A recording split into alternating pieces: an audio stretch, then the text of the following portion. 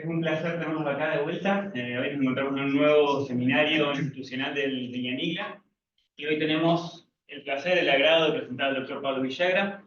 El doctor Pablo Villagra es biólogo, recibido en la Universidad Nacional de Córdoba, se dedica a la ecología en zonas áridas y la ecología forestal. Él realizó su doctorado en la Universidad Nacional de Cuyo. Actualmente es investigador principal acá en el INIGLA del CONICET y es profesor titular en la Universidad Nacional de Cuyo. Durante su carrera abordó temas de funcionamientos de bosque y otras comunidades en zonas áridas desde distintos enfoques y escalas. Para ello utilizó diferentes metodologías provenientes de la ecofisiología, taxonomía, historia ambiental, sistema de información geográfica, dendrocronología, ecohidrología y silvicultura. Además, fue director de la Cámara de Ingeniería de Recursos Naturales Renovables en la Universidad Nacional de Cuyo y coordinó el ordenamiento territorial de bosques nativos de la provincia de Mendoza en 2010 y su actualización en el 2023. Bueno, gracias, Lucas. Por esto último, creo que estoy acá. Voy a contarles, en los próximos 30 minutos me dijeron, difícil, pero bueno, vamos a intentarlo. El trabajo que realizamos sobre el orden... esperen que me adapte a este. ¿Cuál era? A ver. El trabajo que realizamos para la actualización del ordenamiento territorial de los bosques nativos, haciendo foco en algunos de los problemas y desafíos que tuvimos para hacerlo. Antes que nada, les quiero decir que es un trabajo de muchísima gente, que se organizaron en comisiones para abordar los distintos temas a discutir y a avanzar, que no los voy a nombrar porque sería la media hora, pero sí es interesante ver esta diapositiva porque implica la magnitud de la coordinación y de la participación de la gente con la que trabajamos. Por si hay alguno que no está al tanto, pero viendo el público, creo que la mayoría conoce el tema, la ley de bosques propone que cada jurisdicción tiene que hacer un ordenamiento territorial de los bosques nativos a partir de 10 criterios de sustentabilidad. Un ordenamiento territorial implicaría priorizar áreas que tienen mayor o menor valor de conservación y a partir de eso ordenar su utilización y su conservación. Esto se debería, otra cosa que dice la ley de bosque, que debe actualizarse cada 5 años este trabajo, con el objeto de ir adaptándolo a los nuevos conocimientos y a las nuevas realidades de cada provincia. Entonces, ¿pero qué es el ordenamiento territorial o cuál es el paradigma en el que se trabaja con el ordenamiento territorial? Es esta contraposición que generalmente tenemos sobre la conservación y el aprovechamiento de los bosques. Y buscar eliminar esa contraposición y llevarlo a lo que es un ordenamiento forestal sustentable, donde haya zonas naranjas de conservación, zonas de uso sustentable y algunas zonas en una de esas de un uso más intensivo y con mayor focalizado principalmente en la producción. Con esa idea, a partir de la ley de bosque, para realizar los ordenamientos territoriales de los bosques, se focalizan en estos criterios de sustentabilidad que yo les había mostrado antes, que no se los leí a propósito porque quería ordenarlos un poco para que entendamos que hay criterios que se relacionan con la distribución, con el conocimiento de la distribución y la estructura y el estado de conservación de los bosques, o sea, un criterio bien forestal. Un criterio relacionado con el valor para la conservación de la diversidad de cada uno de los manchones de bosque, en los cuales se relacionan con la vinculación con otras áreas naturales que no sean bosque, la vinculación con áreas protegidas, la presencia de valores biológicos sobresalientes, la conectividad con otras ecorregiones. Fíjense que los numeritos que tienen al lado es el número del criterio que está en la ley. Por eso los dejé porque por ahí es lo que después vamos a ver cómo se ordenaron esa información. Y por último, la relación con el hombre. ¿Qué servicio ecosistémico le brinda cada unidad de bosque al hombre. Y en eso se relaciona la potencialidad, la potencialidad para la producción ganadera o agrícola, servicios de regulación como la protección de cuencas, y el más directo, ¿qué valor le dan las comunidades locales, indígenas, campesinas a cada uno de esos manchones de bosque? Además, un buen ordenamiento requiere de un trabajo muy fuerte de generar un sistema de información geográfica, porque todo está ordenado en el espacio, entonces toda la provincia tiene que tener información sobre los bosques que hay, y requiere un proceso participativo fuerte, donde la sociedad opine sobre cada uno de estos criterios. Pero, en el caso de la provincia de Mendoza, que es lo que estamos charlando, estamos en zonas áridas, y los bosques de zonas áridas son complicados. Entonces, en los tres, ahí puse simplemente algunas cosas que nos fueron surgiendo a lo largo del desarrollo de la actualización, que en los tres puntos, estos que yo le marqué, tienen características. Por ejemplo, son bosques abiertos, distribuidos en parches dentro de arbustales, y adentro de los parches de bosque hay arbustos. Entonces, ya van a ver, eso genera una complicación en el mapeo. Son árboles bajos y multifrustales, que algunos hacen dudar de tener complicaciones a la hora de definir los bosques. Son bosques poco estudiados, que por ahí no tenemos toda la información necesaria. Tienen baja productividad y baja capacidad de recuperación luego de un disturbio. Dentro del valor de conservación, no es tan fácil darle a que la sociedad perciba esos valores de conservación, porque, por ejemplo, tienen baja diversidad relativa.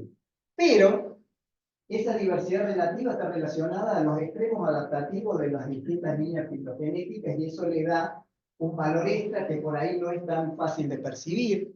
Hay especies amenazadas, hay ambientes amenazados por degradación, por esto mismo de que tenían baja capacidad de recuperación. No disponemos de estudios integradores acerca de la diversidad.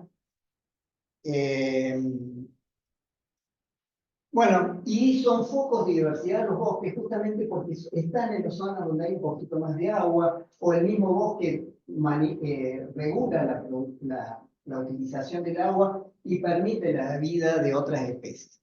Y dentro de los servicios ecosistémicos tenemos la agricultura. La agricultura se concentra en áreas irrigadas, por lo tanto los bosques quedan generalmente para la ganadería y otras producciones forestales, madereras o no madereras.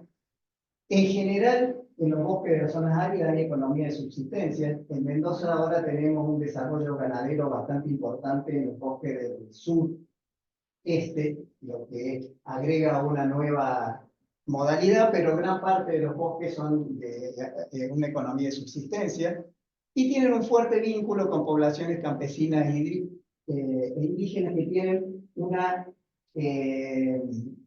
fuerte dependencia cultural con el bosque. Tiene una conceptualización muy ligada al bosque, por más que pueda a veces desde la ciudad no nos damos tanta cuenta de esas cosas.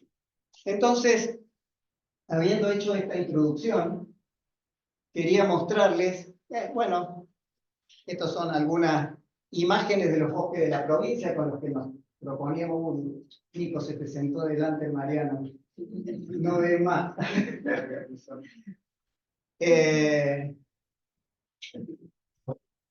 Solamente para mostrarle algunas fotos de los bosques con los que trabajamos. Fíjense, bosques en galería, no son solamente los bosques de algarrobo de la llanura. Ahí tenemos arriba a la derecha tenemos bosques en galería de Chacay, en los cauces de Montano. Bueno, vamos a ir avanzando. Entonces, Partimos en el 2023 con un ordenamiento que ya habíamos generado en el 2010, que fue el primer ordenamiento de los bosques de la provincia, que dio una superficie de 2 millones de hectáreas y un mapa de este tipo. El ordenamiento, una cosa que no les dije para los, por si hay alguno que no está al tanto de cómo ordena la ley de bosque, tenemos tres categorías de bosque. El bosque que está en rojo, que es la categoría 1, son las zonas de muy alto valor de conservación, en los cuales funciona como una especie de reserva. No se puede hacer ninguna actividad extractiva ni reemplazar el bosque en esa zona. La categoría 2 es una zona de una conservación, de un buen nivel de conservación, pero que permite el uso sustentable del bosque, no se puede reemplazar el bosque. Y la categoría 3 es una zona de menor valor de conservación, donde estaría permitido hasta reemplazar el bosque si se justifica con un plan de manejo de ese lugar que justifica reemplazar el bosque. Por ejemplo, zonas de los oasis irrigados que quedan con pequeños manchones de bosque, que bueno, es una zona ya considerada zona de sacrificio donde podría plantarse, cultivarse. Entonces, esto es lo que hicimos en el 2010. Este ordenamiento fue criticado, tiene tuvo algunas observaciones desde la Dirección Nacional de Bosque, porque solo consideramos los bosques de llanura. No había por qué. O sea, las observaciones son reales, pero tienen la justificación porque no había conocimiento de los bosques de montaña en ese momento, en el 2010, no se sabía la distribución. Entonces, se trabajó solo con los bosques de llanura.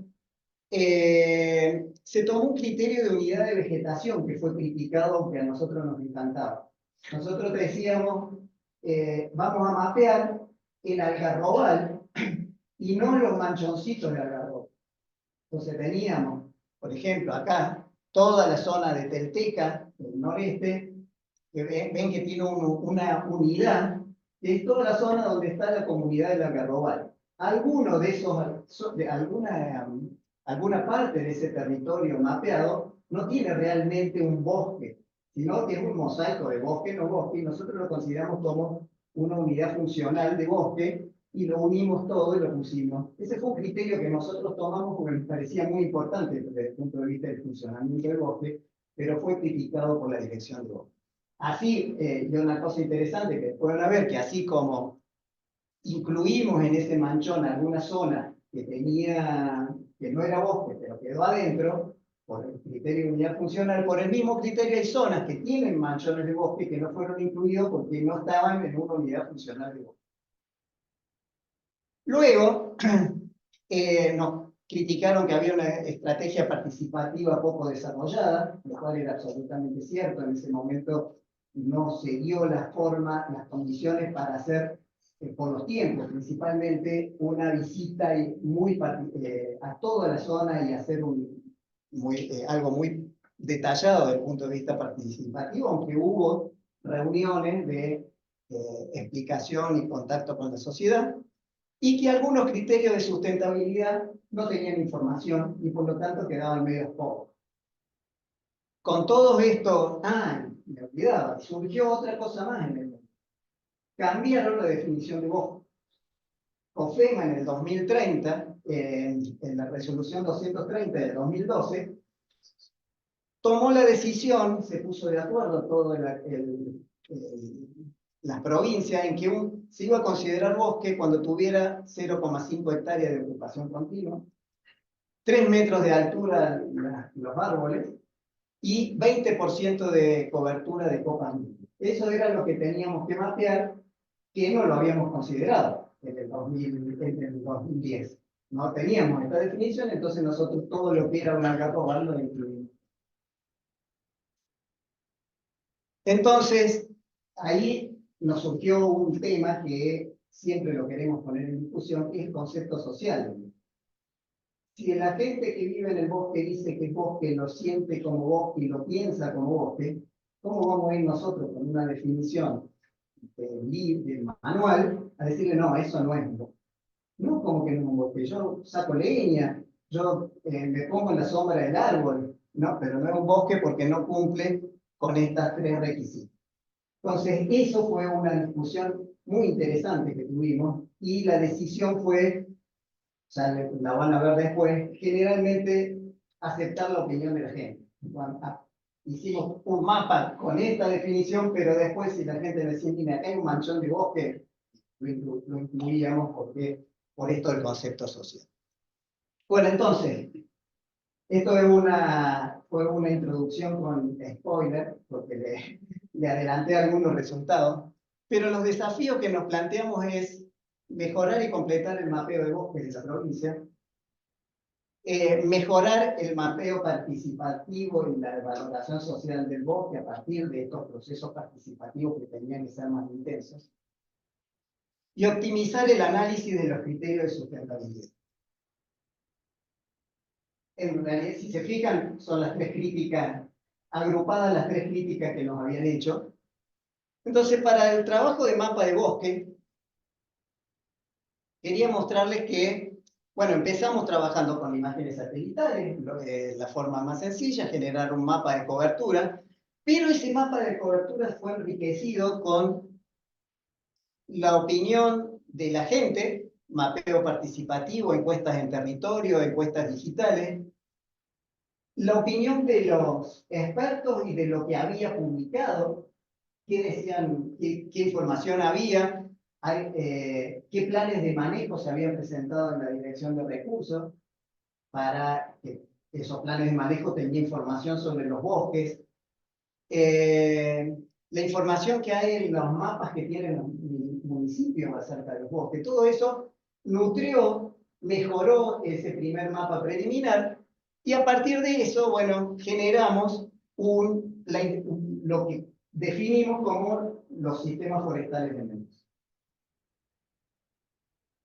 Acá, esta imagen intenta mostrar la dificultad que encontrábamos. Este es los bosques de Telteca, que están en los intermédanos y en los médanos. Hay una vegetación que no es bosque, arbustiva, pero que si la miran de arriba, así como a ustedes seguramente les está costando definir exactamente dónde es un bosque, al satélite le pasa lo mismo. Hay como una similitud desde espectral entre los bosques y su entorno. Entonces, generalmente los bosques de zonas áridas han sido subestimados o ha tenido dificultad en su identificación y por eso hay menos bosques mapeados que los que en realidad hay. Entonces, para solucionar esto, estuvimos pensando, practicando. Bárbara fue la líder de ese proceso que estuvo yendo y viniendo para mejorar la situación. Bueno, se hizo una clasificación, esto en general, hicimos clasificaciones supervisadas, pero para el entrenamiento usamos Collectear con esas grillas donde iban cayendo cada cierto espacio y definíamos si cumplía. Ahí se ve el bosquecito que tiene estos. ¿Ven la grilla? Son los puntitos donde marcábamos si había o no había bosque, porcentaje de puntos que tenían bosque, era el porcentaje de cobertura, y eso decíamos, bueno, tiene más del 20%, no tiene más del 20% de bosque. ¿Sí? Eso es la muestra de entrenamiento sobre la que trabajamos con objetos. En vez de trabajar con píxeles, porque en las zonas áridas es tan complicado la heterogeneidad que tiene, que genera que un píxel sí, un píxel no, se trabajó con objetos, son estas líneas rojas que se ven, que unen zonas que tienen la misma textura, el mismo espectro lumínico, que sería como una unidad. A ver, voy a tratar de mostrarles. Acá, por ejemplo, esta es una imagen de uno de los bosques donde trabajamos. Fíjense, eso es el objeto que fue determinado como zonas iguales. Esos objetos fueron clasificados, en vez del píxel, fue clasificado el objeto en bosque, no bosque, y terminó algo así el mapa, la clasificación. Esto es bosque, esto no es bosque. Después, si quieren, está bárbara para que les ajuste la metodología, si se quedaron con alguna duda, que seguramente las explicaciones no son las mejores. Bueno, en la zona de montaña teníamos otra complicación. Son pequeñas hileras de bosque en un mar de no bosque, digamos. Es muy chiquito el bosque porque es una hilera en una de esas 50 metros, al lado de un río, 25 de cada lado, y nada más por 10 kilómetros. Entonces, lo que trabajamos es con una distribución potencial de una especie de chacay, que teníamos un trabajo hecho acá en el Yanigla.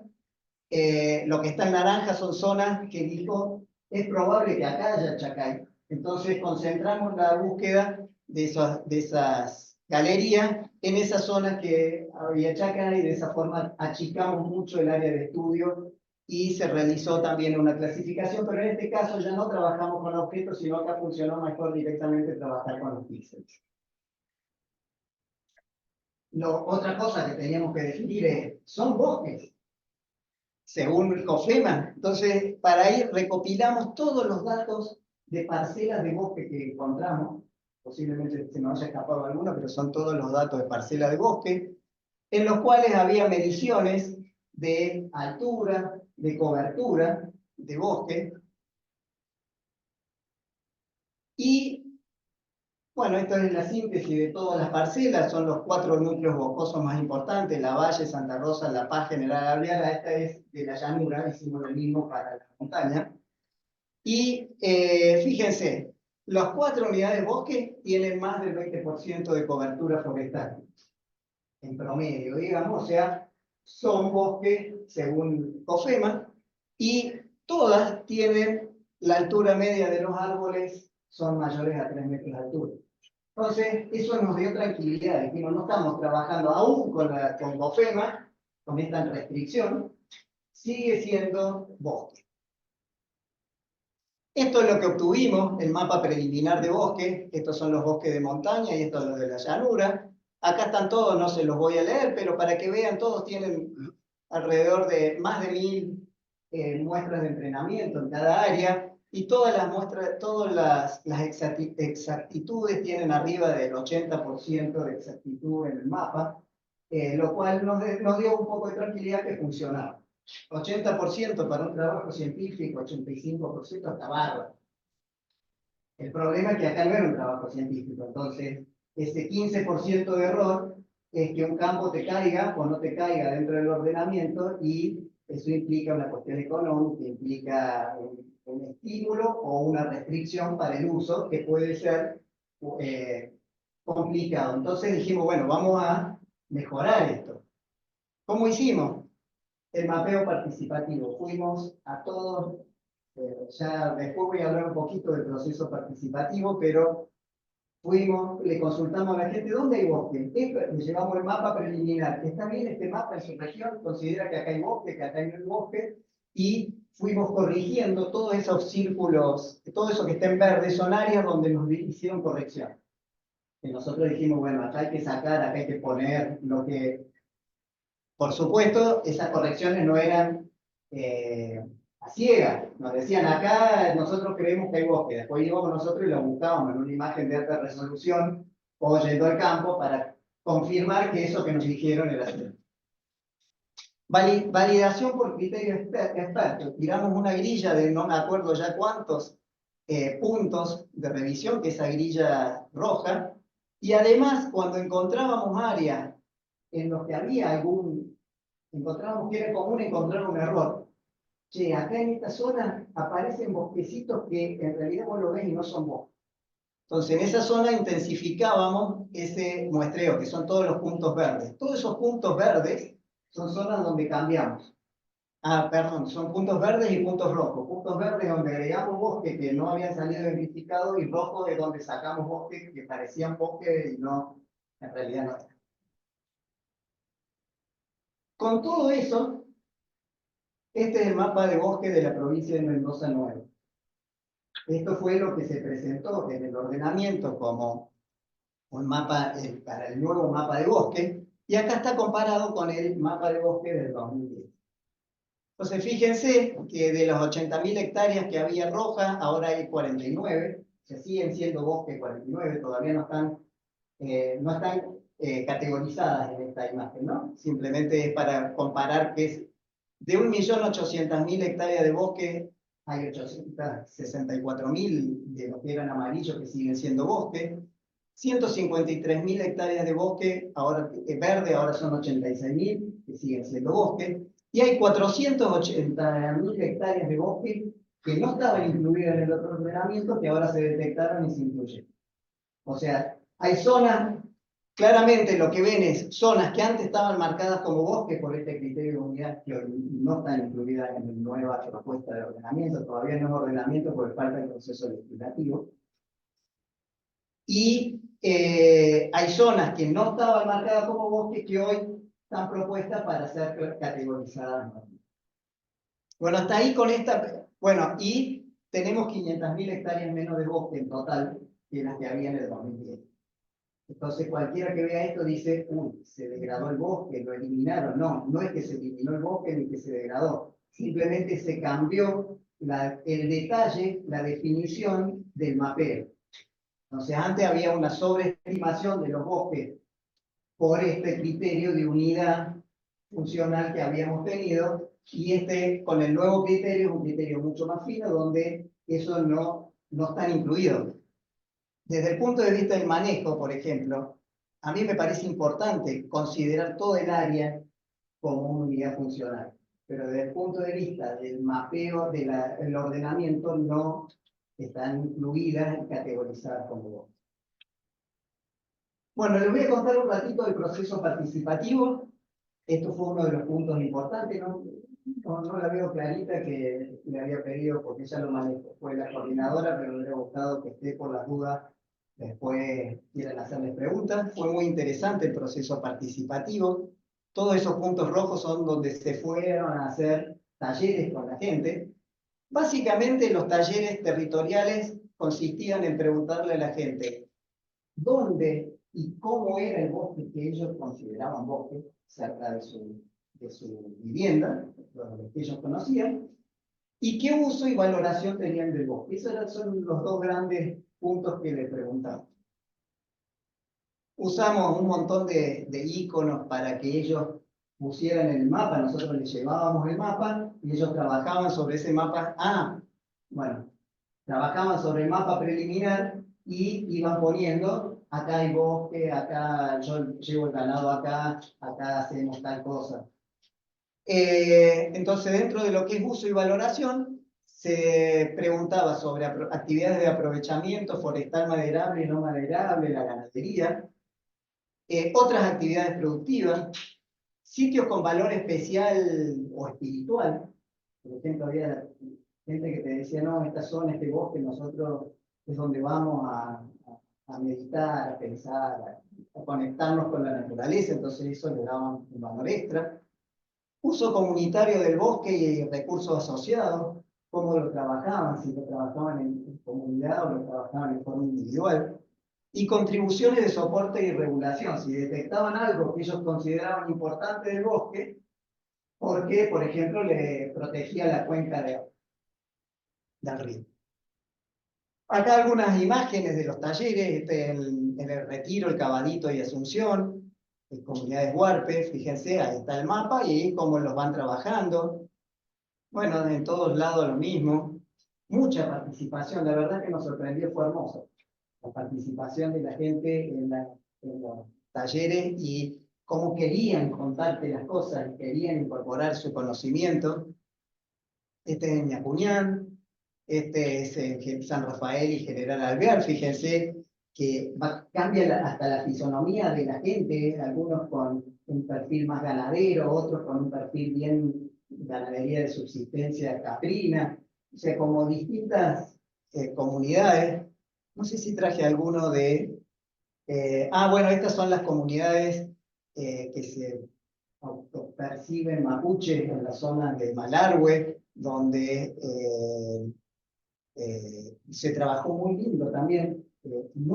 Ellos nos pidieron más. Nosotros habíamos puesto 3 talleres en la zona de Malargüe y terminamos haciendo 7. porque ellos nos decían, hay una comunidad allá que quiere participar y no pudo venir. Bueno, tuvimos que ir y ampliar el número de talleres. Fue muy interesante. En total participaron 429 personas de los talleres presenciales y una de las cosas que eliminé fue la parte virtual, porque hubo consultas virtuales, encuestas, en las cuales participaron 169 personas más, o sea que un total más o menos de 600 personas participaron contribuyendo con su conocimiento a esto. Y participaron más mujeres que hombres, o sea que estábamos bien en ese, fue parejo, pero más mujeres que hombres.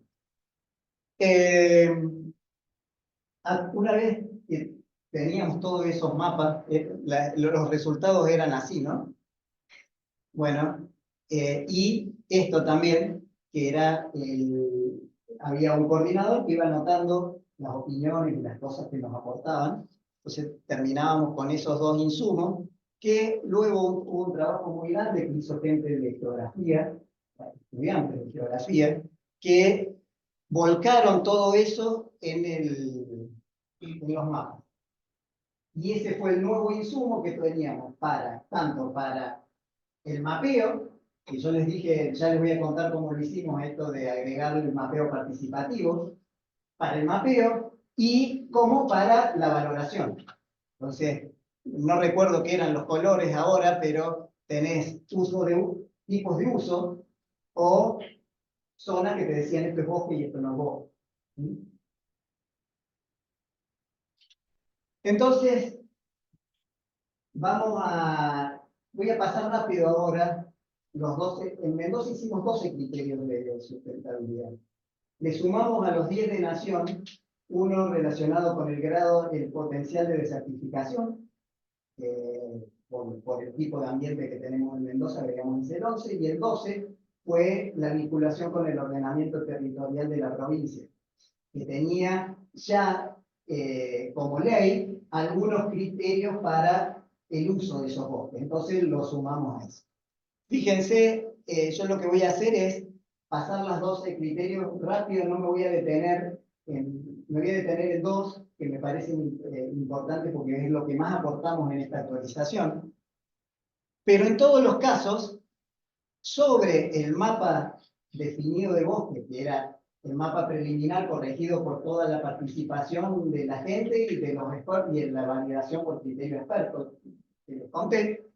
Sobre eso, todos los casos tienen una metodología que permitió valorar, por ejemplo, en este caso era el tamaño de los parches, es el primer criterio de sustentabilidad, la superficie que le permite a los distintos organismos vivir adentro de ese parche. Cuanto más grande es el parche, más especies tienen territorio suficiente para vivir. Ese fue el criterio, pero no es tan importante, este no era el que le iba a profundizar, pero sí quería contarles cómo es la metodología, porque es todo igual. Entonces, lo más claro generalmente es el que tiene menor valor de sustentabilidad desde ese punto de vista, y el más oscuro es el que tiene mayor. Entonces, si se fijan, a cada uno de esos colores nosotros le dimos un valor que variaba entre 0 y 100 para cada criterio. ¿Se entendió eso? Porque me parece que es fundamental para los próximos 12 diapositivas. Entonces, fíjense, así nos daba, fíjense, por ejemplo, los bosques de montaña son todos chiquitos, entonces desde este punto de vista tenían poco valor para este criterio. El criterio 2 es vinculación del bosque con otras comunidades naturales, como puede ser los médanos, las lagunas, los ecosistemas, se me fue el nombre de los que tienen agua. ¿Qué? Las vegas y los humedales. Ahí está la que no me salía. Los humedales, que fue uno de los que además estaba escrito, podría haberlo mirado.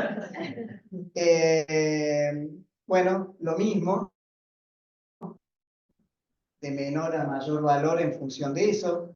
Vinculación con áreas protegidas existentes, cuanto más cerca de una reserva está, más valor tenía, pero no solo la reserva, sino el estar cerca de la reserva, porque le aumentaba el mayor de conservación de la reserva. Y en este me voy a dedicar un poquito más porque esta fue una de las críticas del 2010. No teníamos información acerca de la distribución de las especies, la riqueza, la diversidad de especies en Mendoza. Entonces, durante esta actualización, sí profundizamos durante bastante tiempo, y hubo un grupo de gente grande trabajando en esto, sobre la determinación de valores biológicos sobresalientes. Esto es, cuán importante es un bosque en función de las especies que tiene, de las especies raras o en extinción o comprometidas que tiene, o de aquellas especies que tienen algún valor especial, por ejemplo, porque son estructuradoras del ecosistema. Trabajamos con 500, bueno, los criterios de selección de especies es por el nivel de amenaza, por el grado de restricción en la distribución, aquellas especies que son que se distribuyen muy poco, en un territorio muy chico, entonces ese territorio tiene un valor especial. La importancia por su rol como prestadora de servicios ecosistémicos, por ejemplo, especies polinizadoras, comedoras de semillas, xilófagas, aquellas que tienen algo que las hace particularmente especiales, y otras consideraciones como el valor filogenético o la rareza. Entonces, en total terminamos trabajando con 542 especies, y acá está la distribución. Plantas y aves, insectos son los que más tenían, pero en todos esos grupos se hizo el trabajo. ¿Y cómo trabajamos? Se hizo la distribución. A partir de las distribuciones conocidas que teníamos en herbarios, en colecciones o de datos de campo, que sabíamos que había puntos de especies, se trabajó con la distribución potencial, se hizo una distribución potencial para las 542 especies, y se hizo un cálculo, una suma de las distribuciones, se apilaron las distribuciones para cada grupo de organismos, y teníamos un mapa de riqueza de especies, aquellos que tienen muchas especies, más oscuro, menos especies, más claro. Un mapa de especies con valor especial de conservación, qué zonas tenían más especies con valores especiales. O sea, el primero es todas las especies, el segundo son las que tienen un valor especial, y el tercero, las que tienen alguna importancia ecosistémica. Aquellas zonas que tienen más especies con importancia ecosistémica y aquellas que tienen menos con especies. Todo eso se terminó sintetizando por un algoritmo mágico, que debe haber sido un promedio a la suma, porque más complejo que eso no nos daban, en un mapa para este criterio, que era el criterio 4, que era el de valor de conservación, que dio algo por el estilo. Fíjense qué interesante que, contra lo que esperábamos, las zonas más secas eran las que tenían mayor valor. Posiblemente relacionado con esto que les dije al principio de que aparecen esas especies que son las más extremas, las más... Y también puede haber sido algo de que General Alvear tiene bastante menos, ya menos estudiado que la zona de Pesqueja. Fíjense Ñacuñán cómo sale, ¿no? Pero eso es claramente por exceso de estudio. Es una zona que está muy estudiada, entonces se conoce mucho de la diversidad. Bueno, sigo, y ahora sí vuelvo a esta rutina de ir más rápido. Conectividad entre ecorregiones, zonas que se vinculaban, por ejemplo, con el Chaco, con la Patagonia, que hay especies que son los límites de distribución de especies que se distribuyen en otro lado. Eso también se le da un valor especial. El estado de conservación, que lo trabajamos simplemente comparando el estado de cada bosque con una unidad de referencia para cada región. Aquellos que están más parecidos a lo que se podría esperar para la región tenían mayor valor mejor estado, los que estaban más degradados, más diferentes, menos peor. El potencial forestal, esto lo trabajamos a partir de NDVI y correlaciones con los datos de las parcelas que teníamos. Bueno, digo eso, las zonas más oscuras con mayor valor potencial forestal, que quiere decir mayor, que tiene mayor productividad y que producen más madera, básicamente la síntesis del criterio. Zonas de sustentabilidad agrícola, esto lo hicimos muy sencillo. Aquellos que podía usarse estaba dentro de los oasis irrigados y era parte de la planificación de ampliación de los oasis, le dimos un valor menor de conservación y a los que estaban más protegidos de ese avance le dimos mayor valor. Y esto debemos reconocerlo, también hay decisiones que son de evitar conflictos, era lo más fácil. Era lo más fácil decir, bueno, aquello que ya está planificado por Abasi no lo vamos a pelear. Es como una pelea muy difícil que por eso bajamos eso, pusimos este criterio de que lo que está planificado por Abasi, salvo que sea una cosa así muy especial, que no la hay en general, porque las zonas que alrededor de los oasis ya están degradadas, se aceptó este criterio de que se le daba menor valor de conservación. La potencialidad de sustentabilidad, esos son acuerdos, ¿no?, que se hacen en el proceso participativo incluso. Cuando estuvimos en el proceso participativo con los ganaderos o con los productores agrícolas, claramente esperaban, no se te lo planteaban. Ojo, que acá esto tiene derecho a riego y yo quiero cultivarlo. Entonces, era algo a tener en cuenta. La sustentabilidad ganadera, aquellas zonas con mayor potencialidad ganadera, mayor valor, y esto tiene que ver justamente con la conservación y el uso sustentable del bosque. El criterio, la potencialidad para la conservación de cuencas relacionados a la pendiente y a la presencia de cauces de agua. Y este era el otro que quería detenerme un poquito, que era el valor para las comunidades indígenas y campesinas. Este es lo que surge de todo el proceso participativo. ¿Cómo lo hicimos? Vieron que los mapas que tenían los loguitos que la gente le ponía, bueno, cada parche de bosque tuvo un valor en función de qué valoración le daba en cuántos usos tenía, o si te surgían estos casos que surgieron, este es un lugar especial para mí porque yo voy a descansar a ese lugar. Entonces, aquellas zonas que tenían más tipos de uso y más frecuentemente nombraban esos usos, tenían un mayor valor de conservación, y aquellos que solamente te decían es ganadero, tenían un menor valor, o aquel que te dice, no me sirve para nada, yo no lo uso el bosque, tenía menor valor. Una cosa que me resultó muy interesante de este mapa es que los bosques más pobres, más secos, con menor productividad, son los bosques más valorados. Fíjense, Telteca, los bosques de montaña, los pobladores hay un fuerte vínculo, se lo dije al principio, un fuerte vínculo entre las poblaciones campesinas e indígenas y la